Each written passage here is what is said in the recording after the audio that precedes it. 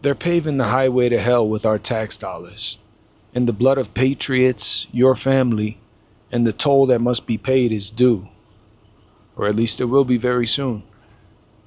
I'm glad you could join me today, family. Take a seat and get comfortable, because we got a lot of stuff to go over. Look, the establishment is secretly planning to drag this Iran war for at least 100 days, bleeding the American taxpayer dry while they lie to our faces about a quick operation, hoping they can restock the shelves of their missiles with our tax dollars. A true American patriot, Marine veteran Brian McGinnis, had his arm snapped by a sitting U.S. Senator and Capitol Police just for standing up and speaking the poetic truth about this manufactured war. And on the battlefield, Iran has unleashed advanced Khorramshahr cluster missiles and Fatah-2 hypersonic glide vehicles that are completely bypassing our multi-billion-dollar defense systems, hitting Tel Aviv and striking a U.S. military base as well just hours ago. We're going to go over all of this and more, so stay tuned. These white lines keep on rolling out. We carry every heavy load and push away the doubt. And somehow, down this long dusty road, we find a better truth in the stories told. And we carry this together. Yeah, we carry this together. Assalamu alaikum, my brothers and sisters. I'm your host, Big Robs, and welcome to the driver's seat, where whatever the world throws at us, we carry that load together. Today is Friday, March 6th, 2026. And before we get into the heavy freight, if you want the raw, unfiltered truth that the mainstream media is trying to hide from you, do me a favor. Hit that like button, subscribe to the channel, and drop a comment below to help us beat that algorithm. First on the itinerary today, we're going to go over the 100 days of carnage, because we're going to take a look at the true toll of an endless war. Just like all the wars that came before, 6 days turned to 6 weeks, turned to 6 months, turned to 6 years, and then some. So the administration claims this war will be a short 4 to 5 week operation, stating that we're demolishing forces at unseen levels. But the truth is, a leaked CENTCOM memo shows that the Pentagon is preparing for at least 100 days of operations, stretching all the way through September. And they're begging for more intelligence officers from Florida to handle it. Plus, they keep talking about the boots on the ground, and prolonged conflict could cost the American taxpayer up to $1 billion a day, draining $100 billion right out of our pockets, while the Gulf allies are now threatening to pull $6 trillion in investments. Over what? A war that's not ours? Family, we're watching the end game play out in real time, and they're lying to us again. The administration stands at the podium telling you everything is under control and that this will be a fast, surgical strike. But behind closed doors, they're gearing up for a massive, prolonged meat grinder.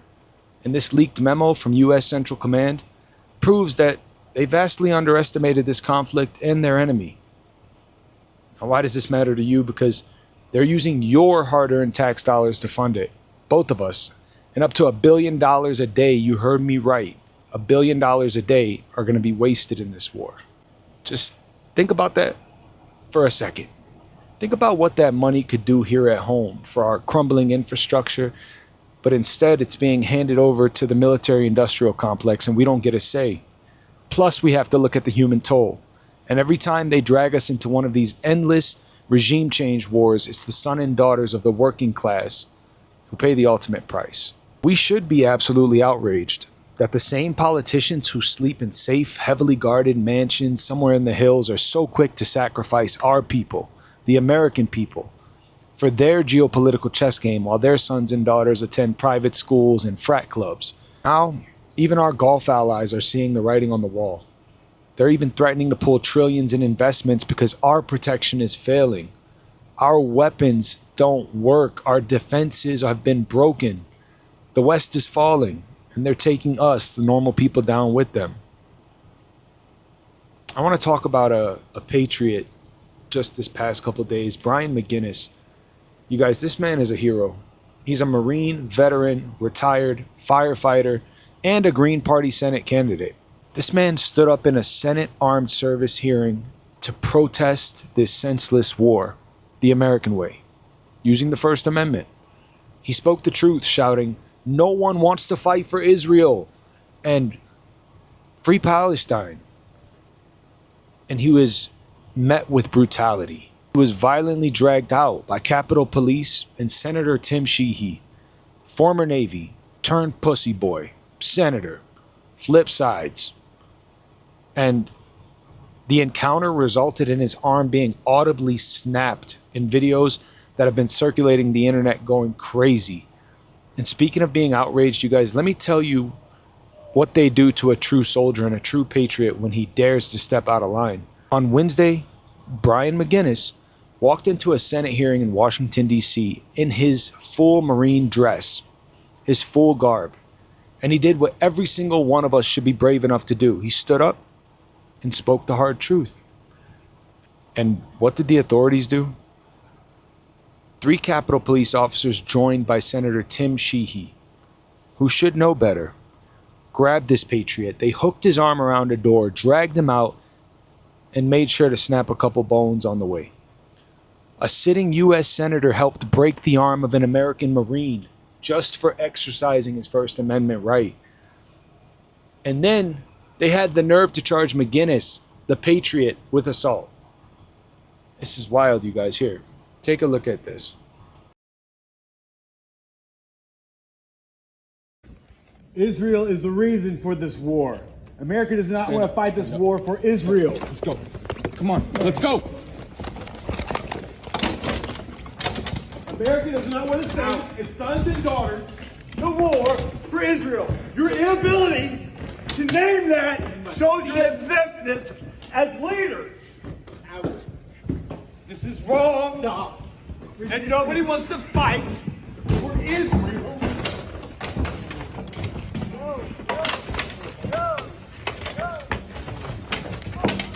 Reminder to all our Commandant, please stand up as a Marine and stand up for America. No one wants to fight for Israel. Oh, his head. Oh my God. Oh my God. Sir, thank you for your service. The senator broke his hand. The senator broke his hand. Commandant, help him, please. Help him. Commandant. He's a Marine. It takes a lot of cowards to silence one brave man. Here, check it out. We're going to look at it from another angle now. His arm. Okay. Ah, fuck, my arm is What fucking broke, more are bro. you gonna do to him? My my left God. arm is broke. I understand. Don't fight. Oh my God. Oh, you guys, come on. Free Palestine. Fuck the war in Iran. Every single American should be as outraged and as brave as Brian McGinnis. He's a firefighter who uses his hands for his livelihood, and they broke him for speaking out. This is what authoritarianism looks like, family. If you speak against the war machine, they will physically break you. As if we're not broken enough. Last on the list today, we got to talk about the hypersonic reality, because that's exactly what we're facing right now. There's a missile called the Khorramshahr 4. It's a ballistic missile that travels at Mach 8 to Mach 16, carrying a massive 1,800 kilogram warhead that uses cluster munitions to blanket wide areas. Pretty much unstoppable. And on top of that, next up we got the Fatah 2 Hypersonic. It's a Mach 15 glide vehicle. It literally steers and changes directions in midair, rendering all our Patriot and Iron Dome systems completely useless. And the impact that these weapons are having on the battlefield is drastic, because they've already successfully bypassed our defenses multiple times, hitting Tel Aviv and, just a few hours ago, a U.S. Navy base. While they silence our patriots at home, they're leaving our troops overseas as sitting ducks, cannon fodder, our pretext to push harder into this war, and the arrogance of the West has finally caught up to us. Iran has brought highly advanced, deadly missiles into this fight. I'm sure missiles, we probably thought they were too stupid. Desert people. They could never create something like this. Now our multi-billion-dollar defense systems cannot stop them. Let me break down how these things work for the layman, so you might understand from home or wherever you're watching this what we're dealing with. First, the Khorramshahr 4, this is a ballistic missile that uses cluster munitions. So instead of one big explosion, the missile opens up high in the sky and drops between 20 to 80 smaller bombs, sub-munitions, over a massive area. It saturates the target. It completely overwhelms defense systems and destroys everything across a wide radius. It doesn't miss. You don't believe me? Watch what happens when these cluster munitions rain down. Fuck! Oh my god. Holy shit! לא מאמין שתפסנו את זה. אוקיי. Holy shit! וואו. אופק. זה מתפצל אחרי איפה שראיתי אותו. Yeah, scary shit. Looks like a movie. And here's another look at the dispersal from a different strike in a different place.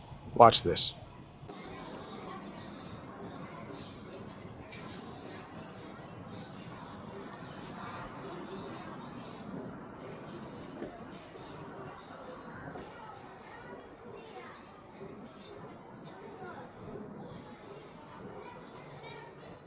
But that isn't even the scariest part. Iran has also now deployed the Fatah-2 hypersonic glide vehicle. You see, a regular missile flies in a predictable arc. You can calculate where it's going to come up, the arc, and then you can calculate where it's going to land and shoot it down. But the Fatah-2 travels at Mach 15. That's 12,000 miles an hour. And it uses liquid fuel, so those engines are a little lighter and it can literally steer and maneuver and change direction in midair. So Israelis' Iron Dome, our Patriot missiles, they're completely blind to it, useless.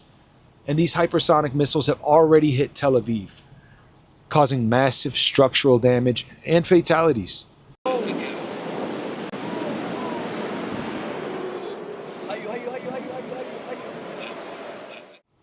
And just a few hours ago, reports confirmed that a Fatah-2 was used to strike a US military base.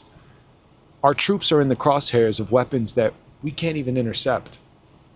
This video is crazy. I've never seen something move so quickly. It's honestly kind of scary. I would have hated to have been the soldier that was filming this thing, landing an arm's length away, right there. Here, watch.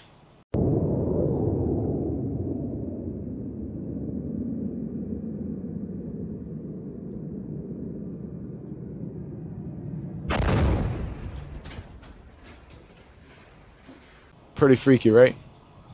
This is the reality of the apocalypse that they're ushering in, family. And we need to keep our eyes wide open, not wide shut.